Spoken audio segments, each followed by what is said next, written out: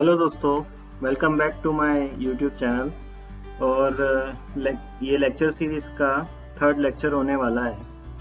इसमें हम बात करेंगे नेटवर्क थ्योरम्स के बारे में। इसमें बेसिकली 3 पार्ट रहेंगे। तो ये वाला पहला पार्ट होगा जिसमें हम बात करेंगे सुपरपोजिशन थ्योरम और थेवेनिन थ्योरम के बारे में। तो चलिए फिर आगे बढ़ते हैं। तो सबसे पहले हम कुछ टर्मिनोलॉजी डिस्कस करना चाहेंगे यहाँ पे।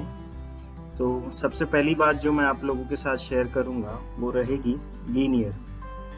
सो व्हाट आर लीनियर नेटवर्क्स। यहाँ पे हम नेटवर्क्स के टर्म में बात करेंगे। तो लीनियर नेटवर्क्स बेसिकली वो नेटवर्क होते हैं जिनमें वोल्टेज और करंट की रिलेशनशिप लीनियर होती है। ये एलिमेंट्स होते हैं जैसे रजिस्टर हो गया, जैसे इंडक्टर हो गया, कैपेसिटर हो गया। ये सब एग्जाम्पल हैं आपके लीनियर एलिमेंट्स के, जहाँ पे वोल्टेज और करंट की रिलेशनशिप मोर और लेस एक स्ट्रेट लाइन रहती है, लीनियर रहती है। ओके, सो नेक्स्ट अगर नॉन लीनियर एलिमेंट की बात करेंगे तो उसमें कहाँ आ जाता है, उसमें डायोड आ जाती है जिसमें करंट की रिलेशनशिप एक्सपोनेंशियल होती है। ठीक है, तो बायलैटरल की बात करते हैं। बायलैटरल ऐसे एलिमेंट्स होते हैं जिसमें करंट के डायरेक्शंस से मैग्नीट्यूड और करंट के डायरेक्शंस में करंट मतलब दोनों तरह से कंडक्ट कर सकता है। या आप इसको ऐसा कह सकते हैं कि जब हम वी आई कैरेक्टरिस्टिक्स प्लॉट करते हैं तो नेगेटिव करंट पे कैरेक्टरिस्टिक्स सेम रहती है। अगर मैं रजिस्टर की कैरेक्टरिस्टिक्स को नेगेटिव एक्सिस में एक्सट्रापोलेट करूं तो मुझे सेम मिलेगी, जबकि बायलैटरल एलिमेंट्स में आपके रजिस्टर्स आते हैं, इंडक्टर्स आते हैं और कैपेसिटर्स आते हैं। अगेन डायोड एक यूनिलैटरल डिवाइस है बिकॉज फॉरवर्ड बायस में वो कंडक्ट करता है और रिवर्स बायस में वो कंडक्ट नहीं करता। It's just like an close switch and open switch. तो वो एक एग्जांपल हो गया यूनिलैटरल एलिमेंट का। तो नेक्स्ट जो है हम बात करेंगे एक्टिव एलिमेंट्स की। एक्टिव एलिमेंट्स बेसिकली सोर्सेस होते हैं, वोल्टेज सोर्स, करंट सोर्स। अब यहाँ पे एक बात देखने वाली है दोस्तों, एक्टिव एलिमेंट्स में आपके वोल्टेज और करंट सोर्स दोनों हो सकते हैं। और ये क्या होते हैं, ये पोटेंशियल राइज करने के लिए रिस्पॉन्सिबल होते हैं सर्किट में। तो अगर कोई नेटवर्क है जिसमें, जिसे हम कह रहे हैं लीनियर एक्टिव बायलैटरल नेटवर्क, तो उसमें ये तीनों तरह के एलिमेंट्स मौजूद रहेंगे। ठीक है, तो अब आगे बढ़ते हैं, सुपरपोजिशन थ्योरम के बारे में थोड़ी बात करते हैं। तो सुपरपोजिशन थ्योरम बेसिकली क्या कहता है, इस थ्योरम में बोलते हैं कि in any linear active bilateral network having more than one source response across any element is the sum of responses obtained by each source considered separately and all other sources are being replaced by their internal resistances। तो ये जो statement है इसका basically मतलब ये होता है कि आपका जो नेटवर्क होगा उसमें लीनियर एलिमेंट्स होंगे, एक्टिव एलिमेंट्स होंगे और बायलैटरल रहेगा। ठीक, दूसरा इसमें क्या कहना चाह रहा है कि it should have more than one source. अगर आप एक ही सोर्स हैं तो आप उस पर ऐसे नेटवर्क्स पे सुपरपोजिशन थ्योरम अप्लाई नहीं कर सकते। रिस्पॉन्स से यहाँ पे मतलब क्या है, रिस्पॉन्स से मतलब यहाँ पे वोल्टेज और करंट से है। किसी भी एलिमेंट के अक्रॉस अगर आपको वोल्टेज या करंट फाइंड आउट करना है तो आप सुपरपोजिशन थ्योरम की हेल्प से ऐसा कर सकते हैं। ठीक है, तो ये सुपरपोजिशन थ्योरम बेसिकली दो प्रिंसिपल से मिलके बना हुआ है, दो प्रॉपर्टीज हैं इसमें। पहली जो प्रॉपर्टी है इसमें वो है एडिटिविटी। अब एडिटिविटी में क्या है कि अगर मैं x इनपुट है, x1 इनपुट है और उसके आउटपुट में मुझे कोई सिस्टम, अगर उसमें x1 अगर मैं सिस्टम में इनपुट देता हूँ तो मुझे आउटपुट अगर y1 मिलता है। अगर उसी सिस्टम में मैं x2 इनपुट देता हूँ तो मुझे y2 मिलता है।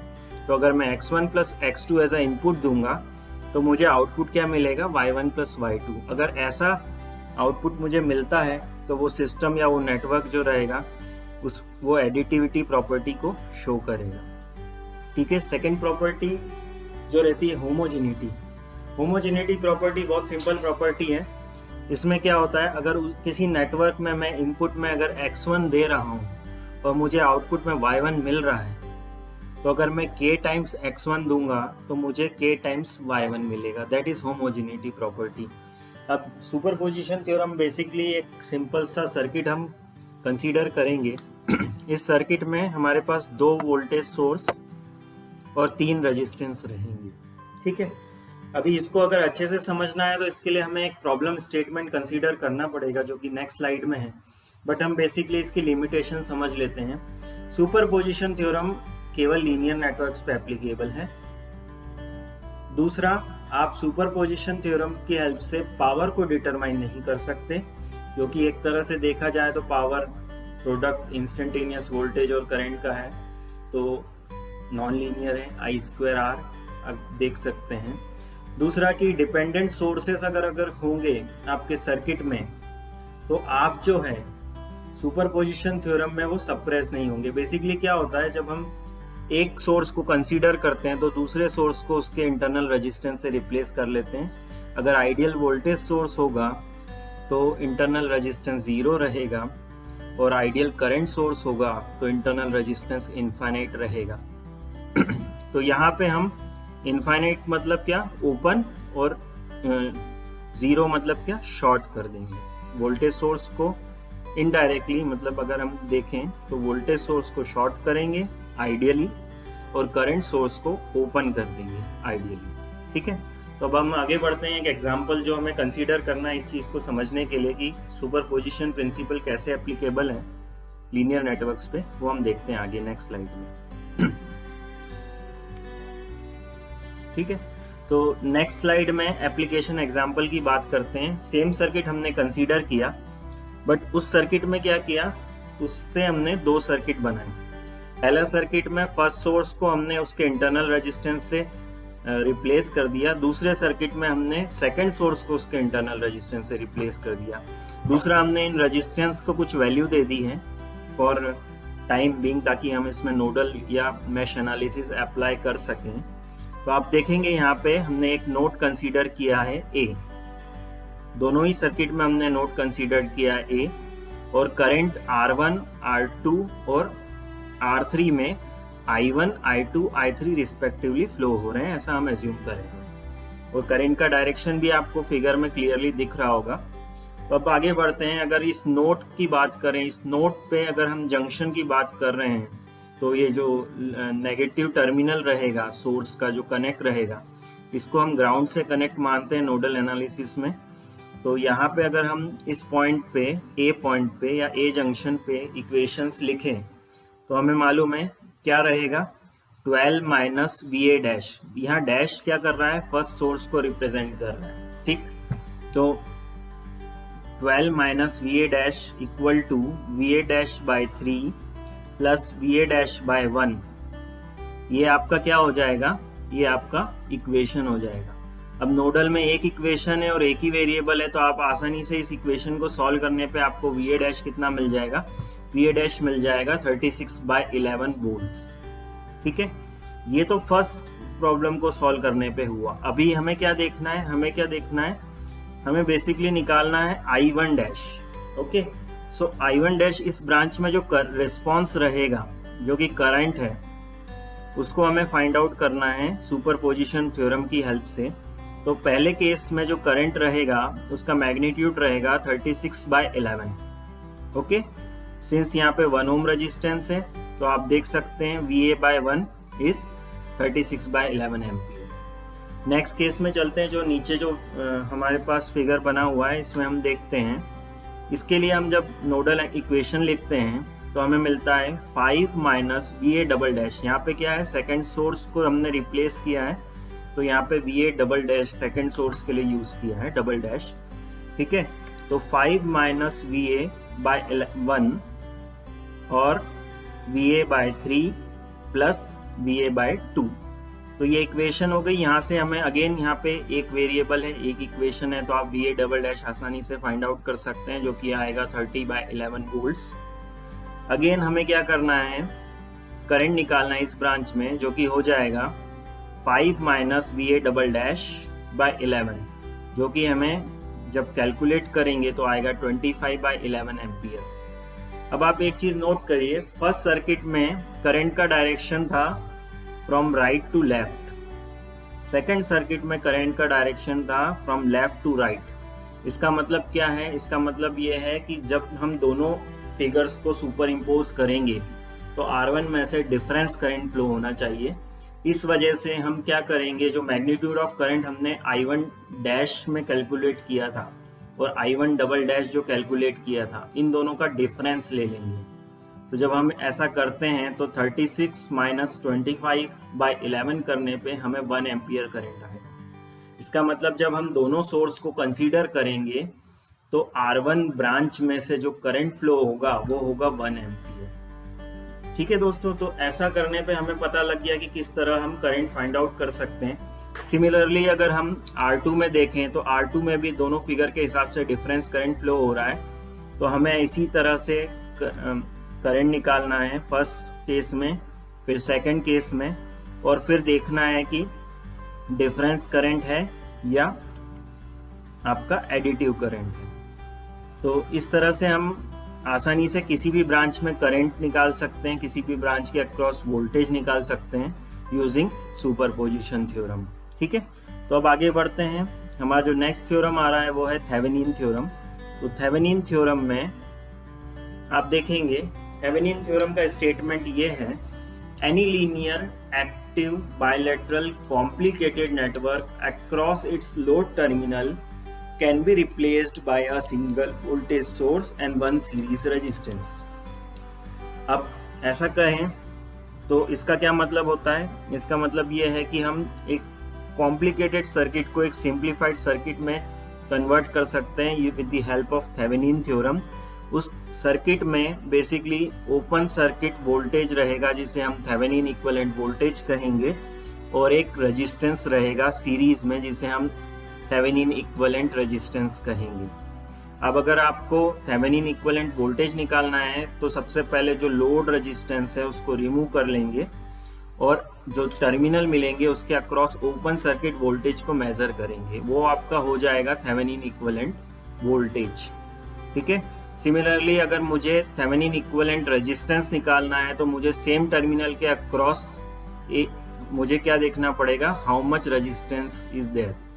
तो उसके लिए हमें क्या करना पड़ेगा, जो भी सोर्स दिए हैं उन्हें उनके इंटरनल रेजिस्टेंस से रिप्लेस करना है। पिछले केस में हम एक सोर्स को कंसीडर करते थे, दूसरे को रिप्लेस करते थे उसके इंटरनल रेजिस्टेंस से, लेकिन इस केस में जब RTH निकाल रहे हैं तो हमें दोनों सोर्सेस या जितने भी सोर्सेस दिए हैं सबको उनके इंटरनल रेजिस्टेंस से रिप्लेस कर देना है, whether they are voltage source और करंट सोर्स।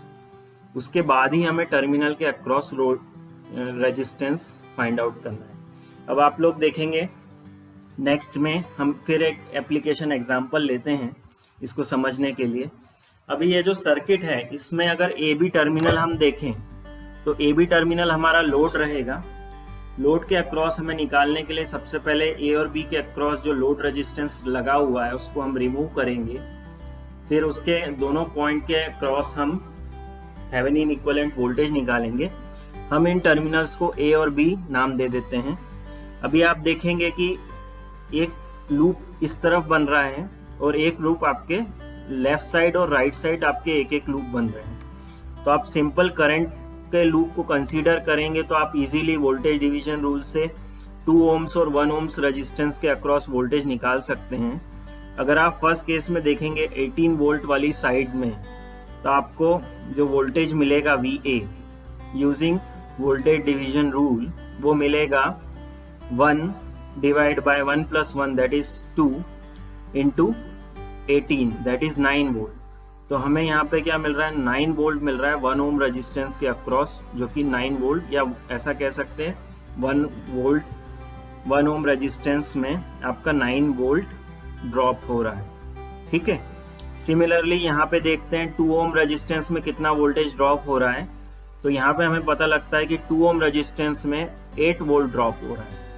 अब अगर हम देखें VA और VB के बीच में अगर डिफरेंस निकालना है तो वो सिंपल रहेगा, VTH will be VA minus VB।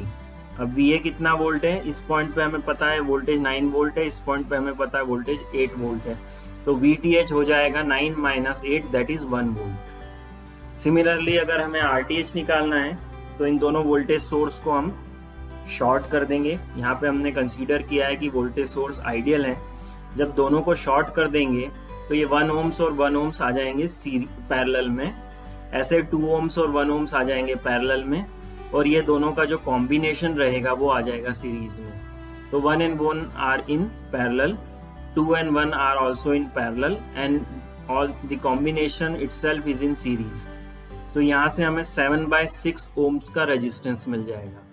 अब देखिए नेक्स्ट क्या होगा। नेक्स्ट इसमें हमें RTH पता है, VTH पता है, तो हम इसको थेवेनिन इक्विवेलेंट सर्किट में रखकर आसानी से लोड के अक्रॉस करंट निकाल सकते हैं। ये जो थेवेनिन इक्विवेलेंट सर्किट दिया है इसकी हेल्प से हम आसानी से निकाल सकते हैं। जब हम IL कैलकुलेट करेंगे तो हमें मिलेगा 1/7/6 + 4, क्योंकि लोड रेजिस्टेंस 4 ओम्स था, थेवेनिन इक्विवेलेंट रेजिस्टेंस 7/6 ओम्स था और थेवेनिन इक्विवेलेंट वोल्टेज 1 वोल्ट था। तो यहाँ से मुझे करंट मिलेगा 0.19 एम्पियर। ठीक है, अभी आप नॉर्टन थ्योरम भी डुअल ऑफ थेवेनिन थ्योरम कहा जाता है। तो नॉर्टन थ्योरम में बेसिकली हम क्या करते हैं, नॉर्टन थ्योरम में voltage source with 1 series resistance को कन्वर्ट कर देते हैं current source with 1 shunt resistance, और उस रेजिस्टेंस को बोलते हैं हम आपका Norton equivalent resistance. Current source को बोलते हैं नॉर्टन इक्विवेलेंट करंट सोर्स। ठीक है, तो यहाँ पे क्या करना है, सेम आप सोर्स ट्रांसफॉर्मेशन की हेल्प से इजीली फाइंड आउट कर सकते हैं। अगर आपको VTH पता है, RTH पता है, तो RTH और RN दोनों सेम रहेंगे, और VTH और IN के बीच में रिलेशन रहेगा कि IN = VTH/RTH। सो VTH/RTH करने पे 6/7 एम्पियर का करंट यहाँ पे आपको देखने को मिलेगा। अभी ये क्या है, जैसे हम नॉर्मली थेवेनिन थ्योरम में ओपन सर्किट वोल्टेज निकालते थे, यहाँ पे आपको शॉर्ट सर्किट करंट निकालना है। आप डायरेक्टली भी सर्किट से फाइंड आउट कर सकते हैं, या फिर आप सोर्स ट्रांसफॉर्मेशन की हेल्प से नॉर्टन थ्योरम का नॉर्टन इक्विवेलेंट सर्किट बना सकते हैं। इस केस में लोड रेजिस्टेंस AB टर्मिनल पे लगाने पे आप करंट डिवीजन रूल की हेल्प से आसानी से आप लोड करंट निकाल सकते हैं। इस केस में आप सिंपल लूप लगा के लोड करंट निकाल सकते हैं। दोनों ही केस में आपका करंट यही आएगा 0.19 एम्पियर, अगर ये सर्किट आपने कंसीडर किया है तो। चलो दोस्तों आगे बढ़ते हैं। अब देखते हैं, जैसा कि मैं आप सभी लोगों के साथ पहले भी शेयर करता आया हूँ प्रैक्टिस प्रॉब्लम की ओर। सो यहाँ भी मैं 2 प्रैक्टिस प्रॉब्लम देना चाहूँगा। अगर आपने थेवेनिन और सुपरपोजिशन थ्योरम को समझ लिया है तो आप आसानी से इन दोनों प्रॉब्लम को सॉल्व कर पाएंगे।